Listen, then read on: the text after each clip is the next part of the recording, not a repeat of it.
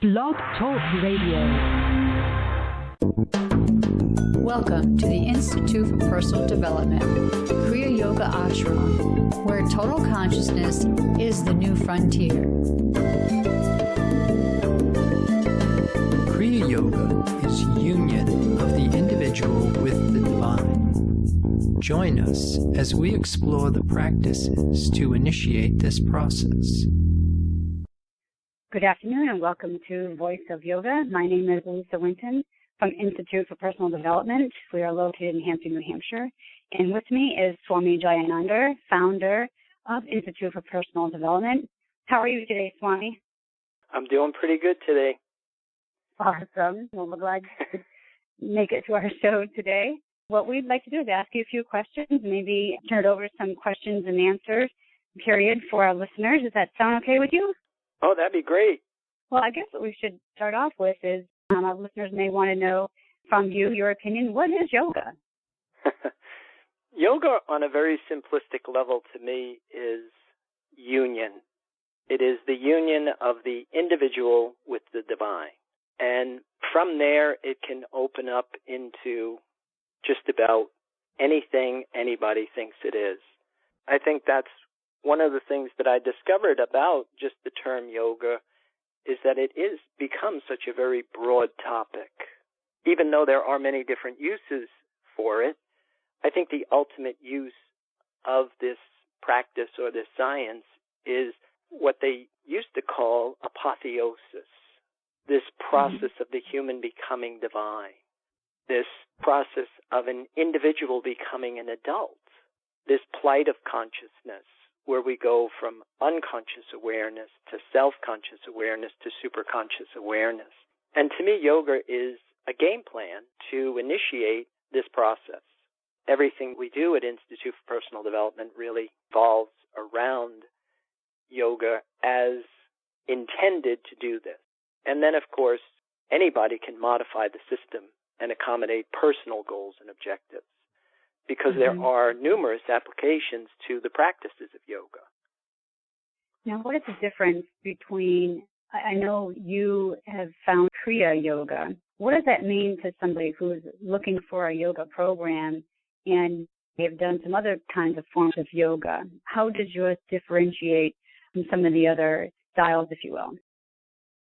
Well, coming back to what I had said earlier, right now yoga is such a broad topic.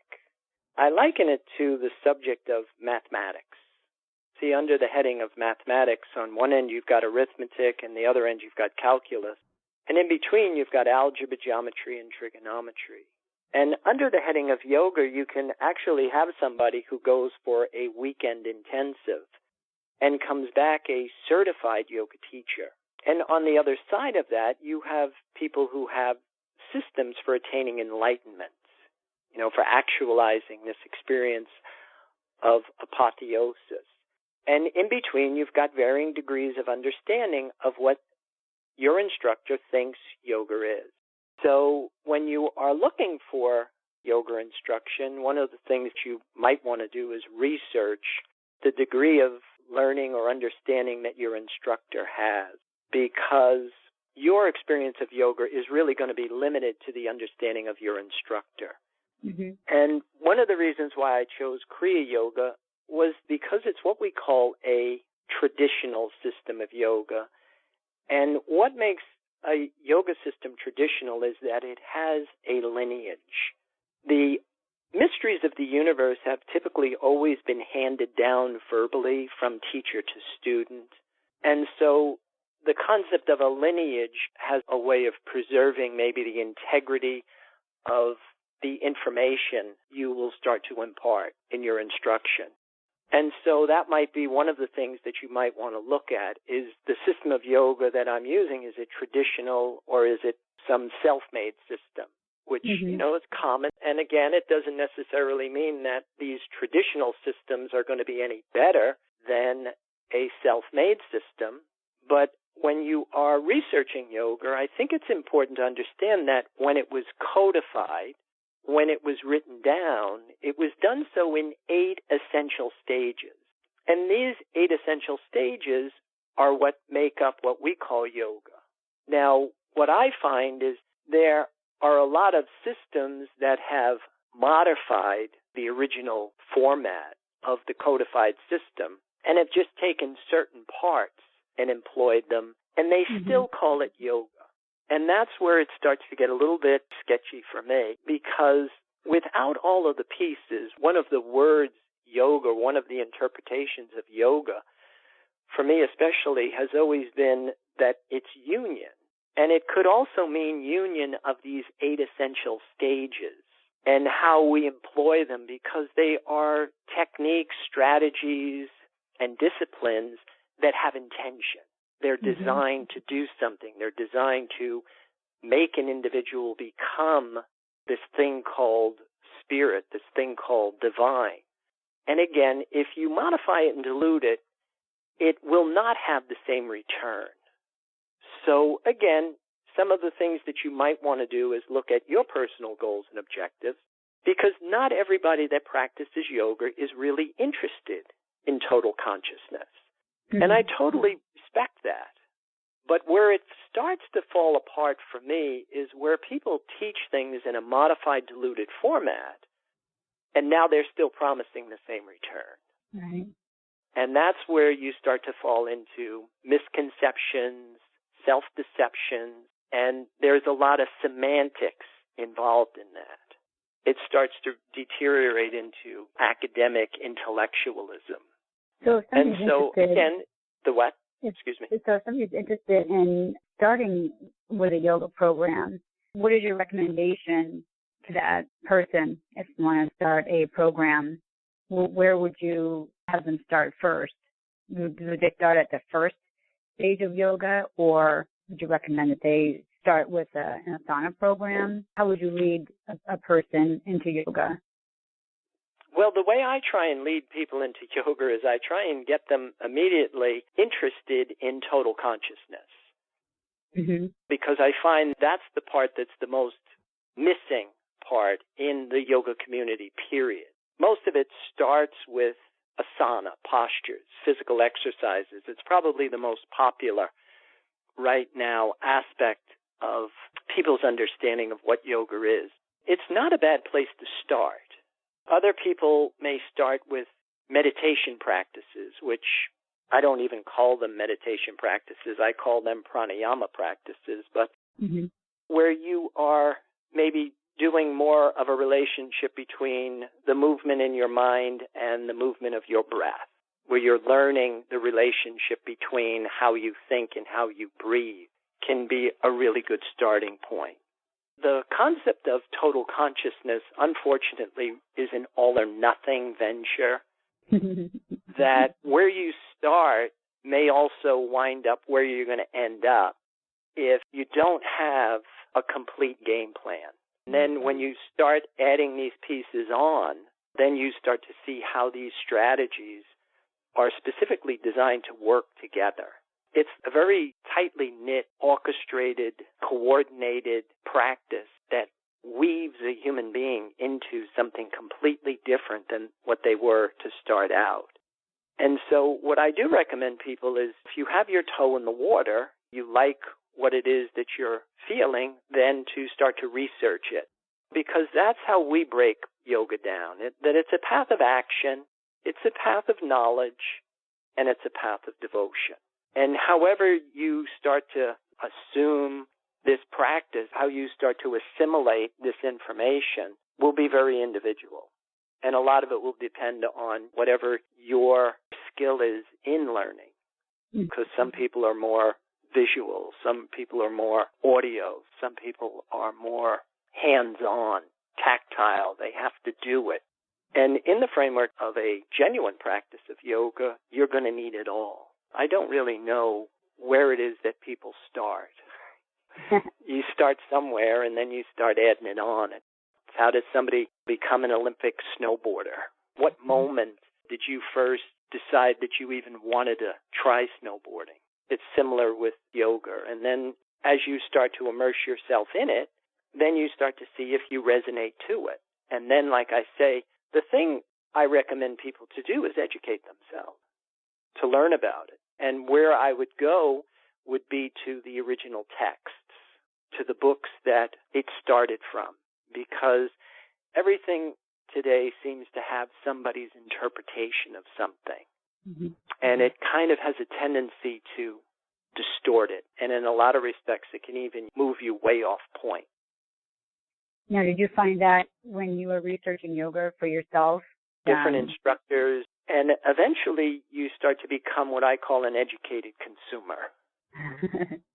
You eventually start to see, you're able to separate what I consider to be a lot of the shams and delusions from really sound truths. Sometimes it could be the exact same word that would be used in a way just points you in the wrong direction.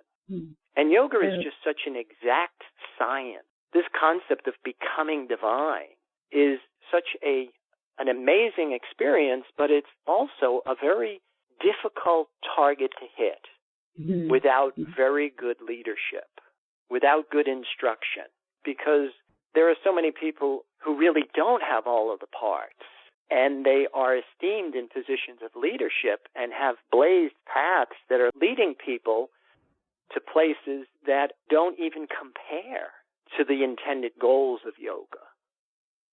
How does a person recognize that? Well, again, coming back to the texts, it's what are the characteristics of the human in the adult state? You start out with yoga, and yoga begins with what they call yama, control. And it begins with non-injury, non-lying, non-stealing, non-greed, non-sensuality. These would be the characteristics of the human in the adult state. So one of the things you could use as a barometer is to recognize the character, the integrity of the instructor themselves. And probably the most difficult one of all of those 5 yamas is what we call brahmacharya, which is carrier of Brahman. Brahman is the Hindu word for their concept of the divine. And yoga really requires this union of the individual with this concept of divinity, but not this obscure concept that we have of God as some cosmic puppeteer, but God being the force right now that is supporting our lives, this invisible, intangible source of sustenance. And when an individual has rebirthed their body in this life force, then they are of what we call a divine nature. Humans in the adult state are virtuous by nature. It's not something you are putting on or you are trying to be or aspire to. It becomes your nature. And so that would be the first thing that I would look for as far as the characteristics of the integrity of my instructor. Were they the embodiment of these characteristics? Non-injury, non-lying, non-stealing, non-greed, non-sensuality. I know you were talking about humans in the adult state, and I've heard you before reference the stages of a butterfly to the development of the human. Can you review that with us? Oh, sure. I mean, the process of the human becoming divine has an evidence procedure. Just like you said, butterflies aren't born butterflies, they're born caterpillars. And caterpillars or insects, all insects for the most, or some insects, I don't know what the category is of insects that do metamorphosize in this way, but the ones that do, when they're born in the larvae state, they do nothing but indulge. And so the characteristics of the human in the larvae state, we're careless, we're emotional, we're indulgent, we're excitable. Well, unfortunately, that pretty much defines life in America today, and it's becoming global. That we are becoming a planet of humans in the larvae state. The caterpillar doesn't wake up one morning and say, wow, where did these wings come from? The caterpillar goes into a chrysalis. In the chrysalis, the caterpillar shuts off the instincts and the appetites of the body and becomes something different. The characteristics of the human in the chrysalis state, we're careful, we're intelligent, we're ambitious, but we're abstinent. We're abstaining, we're struggling with the things we were craving in the larvae state. And personally for me, if my choices were caterpillar or chrysalis, I would choose caterpillar every time. Who wants to go through this dark night of the soul? Who wants to undertake the labors and the task of the hero? But from this chrysalis, the caterpillar emerges as a butterfly. Now, the butterfly has options that caterpillars don't. Butterflies, if they want, they can crawl around on the ground, but if they want, they can fly. They access another medium, another dimension of reality, and navigate through it.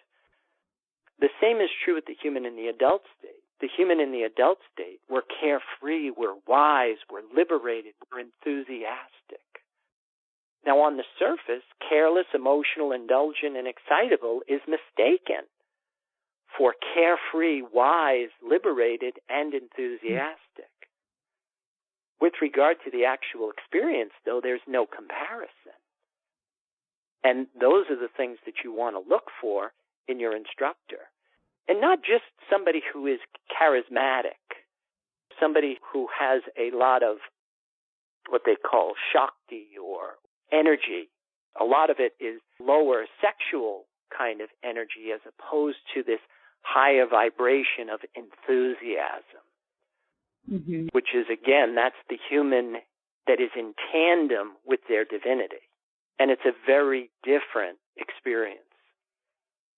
Now, we know you have a pretty full program at Institute for Personal Development. Could you just review some of your classes that you offer and how those classes relate to the 8 essential stages of yoga?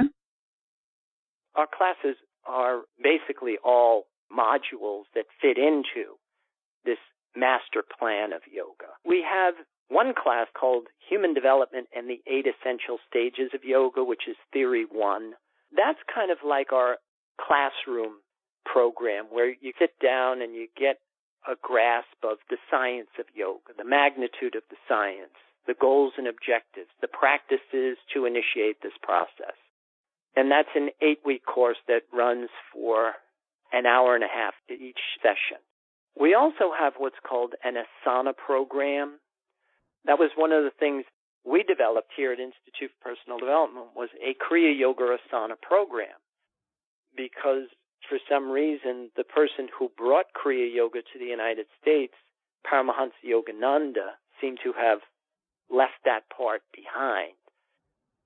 So we just added it, we designed it, we engineered it from my teacher, Goswami Kriyananda, from his book. And our asana program is a module that fits into it because working with your physical body is essential in order to facilitate this experience of becoming a human in the adult state. And so we have an asana program. We have teacher training in asana for people that may not have that interest of total consciousness. Then we have what's called Theory 2 for those people that have decided they wanted to take this to the new level. You could take the information, and now we have a forum where you can actually start to impart the practice and troubleshoot the comparison between where you may be in your process and challenges, circumstances, and situations you are trying to master. And then we also, on Sunday evenings, we do a thing called mantra, and we have classes in pranayama, and we also have a residential program where people can come and stay. Wow. That sounds absolutely fabulous. Now, but what if there is a yoga student out there in the world that doesn't happen to live in Hampton, New Hampshire? How does that person study with you through Institute for Personal Development? To answer your question, we have some of our classes are online now, which can make that accessible to them. Our mantra classes, Theory 1, Theory 2 classes are online right now. We also have programs on DVD and videos you can get online from our website, which is www.ipdtransform.com. There are ways, if you have this interest in our information, you can start to get it without actually coming here. That sounds awesome. I don't know why somebody wouldn't want to do that. You certainly made yourself available to the masses, that's for sure. Well, once you start getting the benefits of what we call internal support, then I would agree with you. It's amazing. It definitely will translate into a practical guide for highly effective living. At first, it's such a departure from what we're socialized with that it's met with a lot of resistance. And also, it's 180 degrees from a lot of what I call New Age approaches to spirituality. Much more traditional. It's more founded in the way that the ancients would do this, as opposed to the way that we try and do it without understanding the physics of spirituality. Right. It's so much more than just yoga on the mat. And I think the challenge with most people is how do we take yoga as you defined it and incorporate it into our lifestyle that we're living right now. Right. Because people think you have to live in a cave. You have to renounce the world. When, in fact, what you have to do is just reconnect to something that's invisible and intangible that's readily available to you no matter where you are in the world, and then use that as your source of sustenance, as a symbol assigned to your peak experience feeling. And that, like I say, makes your life magical. It's the fairy tale concept of living happily ever after. That's what all the myths are about, isn't it? The fairy tales. And the myths. And it's not that hard.